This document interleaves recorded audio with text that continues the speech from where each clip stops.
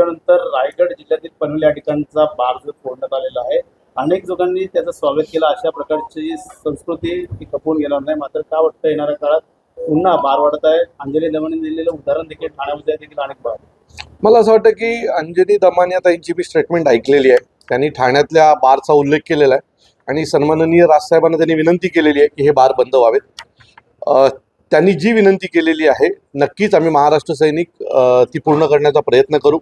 आम्ही उद्या ठाण्याचे जे पोलीस आयुक्त आहेत त्यांची भेट घेऊ.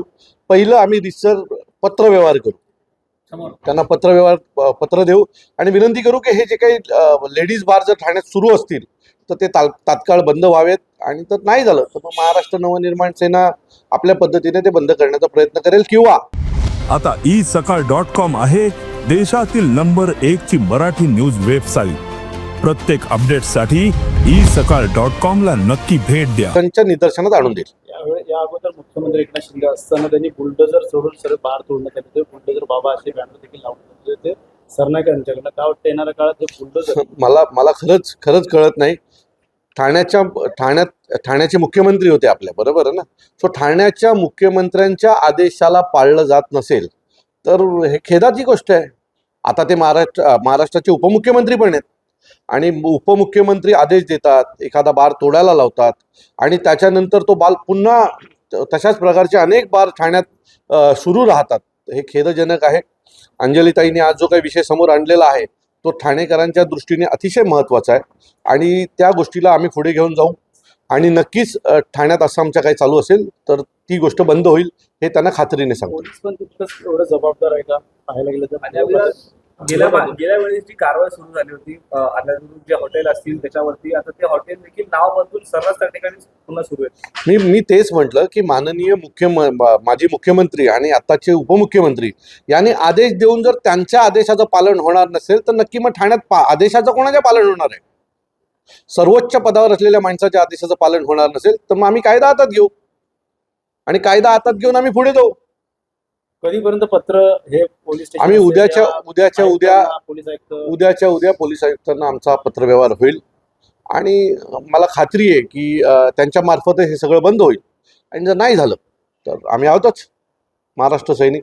हुक्का पण बरेच ठिकाणी ठाण्यामध्ये चालू आहे. कुठेतरी पोलीस देखील त्यांना पाठिंबा मला ठाण्यातल्या अनेक आमदारांच्या बाबतीमध्ये सहानुभूती आहे की ते आमदार आहेत, त्यांचंच सरकार आहे, ते अधिवेशनात बोलण्याची संधी असते.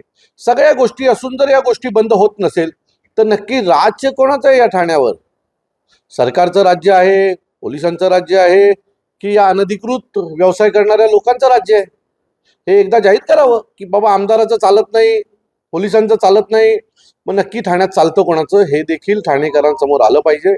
जर आमदार एवढा वेळा ओरडून जर ठाण्यातले हुक्का पार्लर बंद होणार नसेल तर परत सांगतो की हे मग खूप धोकादायक आहे ठाण्याच्या भविष्यासाठी. धर्मवीर चित्रपटामध्ये एकनाथ शिंदे यांची भूमिका दाखवली गेली बार फोडताना, लेडीज बार फोडताना. मात्र आता ठाण्याची जर परिस्थिती पाहिली तर मोठ्या प्रमाणात बार आहेत. मुख्यमंत्री झाले, आता उपमुख्यमंत्री. भूमिका एकनाथ शिंदेनी पुन्हा घ्यावी का? मला असं वाटतं की ते एका जबाबदार पदावर आहेत, ते महाराष्ट्राचे उपमुख्यमंत्री आहेत, त्यामुळे त्यांनी जाऊन कुठलं बार तोडावं असं आम्ही कधीही म्हणणार नाही.